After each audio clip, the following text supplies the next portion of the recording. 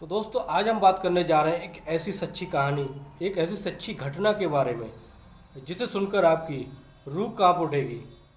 एक ऐसी कहानी जो एक लड़की होती है जिसकी शादी अभी होती है, वो अपने प्रेमी के साथ मिलकर अपने ही पति की हत्या करवा देती है, वो भी प्रेम प्रसंग के चलते हुए। तो दोस्तों ये घटना जो है उत्तर प्रदेश के बागपत जिले की घटना है। दोस्तों एक लड़का होता है जिसका नाम अरुण होता है। अरुण एक बहुत पढ़ा लिखा और अच्छे परिवार का लड़का होता है और वो दिल्ली में मेसो कंपनी में वो एक मैनेजर की पोस्ट पर होता है। लड़की का नाम अर्चना होता है। अर्चना का शादी से पहले एक लड़के के साथ जो उसके गांव का ही था, उसका नाम सौरभ होता है, उससे प्रेम प्रसंग चल रहा होता है। लेकिन इसके बावजूद भी उसके घर वाले उसकी शादी अरुण से करा देते हैं। जो लड़की अर्चना होती है वो मेरठ जिले के एक छोटे से गांव में रहने वाली लड़की होती है। वो लड़की एक बहुत ही मॉडल टाइप की लड़की होती है जिसका बचपन से ही शौक था अपने बॉयफ्रेंड बनाना, और जिसका एक दोस्त होता है, एक प्रेमी होता है जिसका नाम सौरभ होता है, जिससे उसका प्रेम प्रसंग चल रहा होता है। तो दोस्तों इस तरह से उसके घर वाले किसी तरह उसकी शादी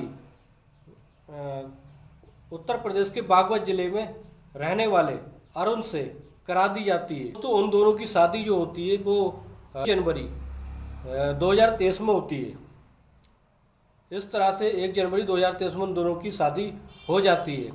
लेकिन इसके बावजूद भी उस लड़की का जो बातचीत का सिलसिला था अपने प्रेमी से वो नहीं रुकता है और वो चोरी छुपे बातचीत करने लगती है। अरुण के पिता जो सत्यवीर सिंह होते हैं और उनकी वाइफ होती है। इस तरह से वो अर्चना को फ़ोन पे बातें करते हुए देख लेते हैं और ये बात वो अपने लड़के अरुण को बता देते हैं। फिर अरुण इसके बाद काफ़ी उसको खरी खोटी सुनाता है और वो अर्चना से कहता है कि ये सब बहुत गलत है, लेकिन फिर भी अर्चना नहीं मानती है। फिर कुछ दिन बाद उसकी पंचायत होती है।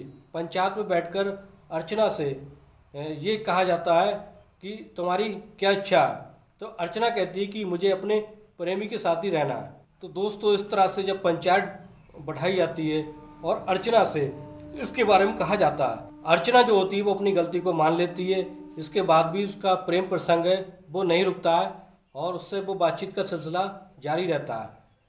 और इतना भी नहीं, वो हद से ज़्यादा गुजर जाती है क्योंकि वो अपने प्रेमी के साथ रहने की ठान लेती है। जब उसका पति कंपनी चला जाता है जॉब करने के लिए, तब वो चोरी छुपे अपने प्रेमी से मिलती है और गुल खिलाती है।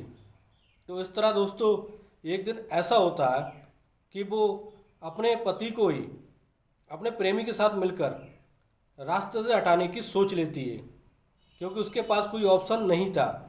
इसलिए वो ऐसा प्लान बनाती है अपने प्रेमी सौरभ के साथ मिलकर कि जिससे उससे अपने पति जो अरुण से छुटकारा मिल जाए। तो दोस्तों ऐसा ही होता है।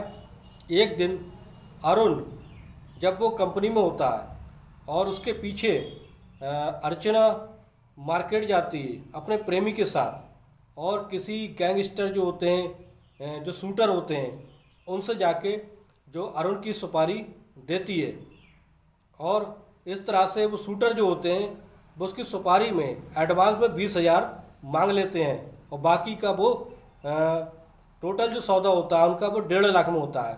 अरुण को मारने का जो सुपारी लेते हैं वो शूटर जो 1.5 लाख की सुपारी हो। तो इस तरह से वो सुपारी जो है वो डन हो जाती है और वो एडवांस में 20,000 रुपये देकर अपने प्रेमी के साथ घर पर आ जाती है। और दोस्तों कुछ ऐसा ही होता है। फिर जो अर्चना होती है अपने पति अरुण से फ़ोन पर बात करती है। इस तरह से बात करती है कि जैसे ही वो सुधर गई हो या सब कुछ भूल चुकी है, और इस तरह से मीठी मीठी बातें करके उसे बुलाती है कि आ जाओ, मुझे कपड़े खरीदना है या शॉपिंग करना है, अब वहाँ हम चलेंगे।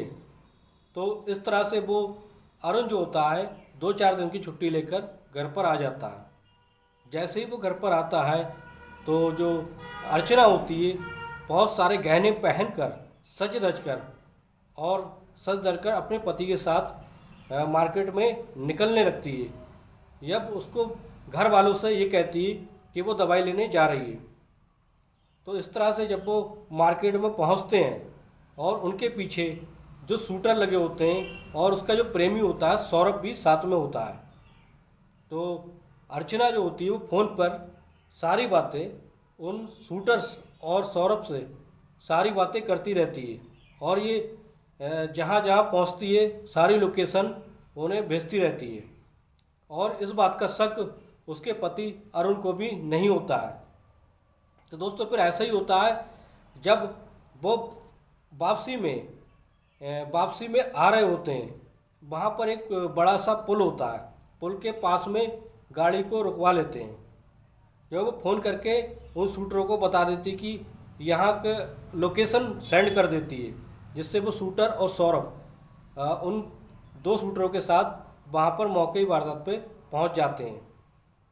मतलब वहाँ पुल पर पहुँच जाते हैं। पुल पर पहुँचकर सौरभ तो साइड में हो जाता है, लेकिन जो शूटर होते हैं वो उस पर जाकर तमंचा तान लेते हैं। तो अरुण को ये समझ में नहीं आ रहा था कि ये कौन लोग हैं और ये क्या चाहते हैं। तो जो वो शूटर होते हैं वो उस पर तमंचा तान लेते हैं और फिर छीना झपटी होने लगती है। फिर इस तरह से अरुण के वो सीने में गोली मार देते हैं, जिससे उसे कुछ देर बाद उसकी मौके पे ही मौत हो जाती है। और उसका फ़ोन जो छीनकर अरुण का फ़ोन छीनकर उसी नहर में फेंक देते हैं। और जो उसके अरुण के मरने के बाद अर्चना जो होती है वो अपने गहने निकालकर उन शूटरों को बैग में भरकर दे देती है, ताकि ऐसा लगे कि उसको किसी ने लूट के बहाने उसकी हत्या कर दी, ताकि कोई शक जो है अर्चना पर ना आए। फिर उसके बाद मौके वारदात पर वहाँ पर अर्चना जो होती है रोने लगती है और आसपास के लोग इकट्ठा हो जाते हैं और वो समझते हैं कि हो सकता है किसी ने लूटपाट के बहाने उसकी हत्या कर दी हो। मौके वारदात पर जब पुलिस आ जाती है और छानबीन करने लगती है, तो छानबीन करने के बाद उसका जो लाश होती है अरुण की लाश का पोस्टमार्टम के लिए भेज दिया जाता है। लेकिन कुछ दिन बाद जो होता है पुलिस छानबीन कर रही होती है। तो इस तरह से भेद जब खुलता है जब उसके पिता अरुण के पिता सतबीर सिंह पुलिस को ये बयान देते हैं कि उनकी बहू जो है घटना स्थल पर, मतलब जब वारदात हुई उससे पहले वो बहुत सारे गहने पहनकर दवाई लेने के बहाने गई थी। तो इस तरह से उसका गहने पहनकर जाना शक के दायरे में आ जाता है। और इस तरह से जब पुलिस छानबीन करती है, उसका मोबाइल लेती है, यानी अर्चना का मोबाइल छीनकर उसकी कॉल डिटेल निकालती है, तो पता चलता है कि एक लड़का था जिसका नाम सौरभ है, जो उसका प्रेमी था। तो उसका कई घंटे तक उसकी बातचीत हुई थी वारदात से पहले। इस तरह से पुलिस जाकर उस सौरभ को पकड़ लेती है और पकड़ने के बाद जब उससे पूछताछ की जाती है तो वो कबूलने के लिए तैयार नहीं होता है।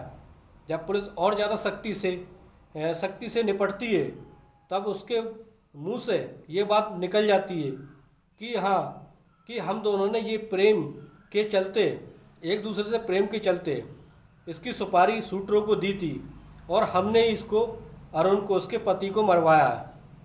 तो इस तरह से दोस्तों फिर पुलिस जो होती है अर्चना को और सौरभ को ले जाकर जेल में भेज देती है। तो दोस्तों इस घटना से यही सीख मिलती है कि बुरा करने का अंजाम बुरा ही होता है।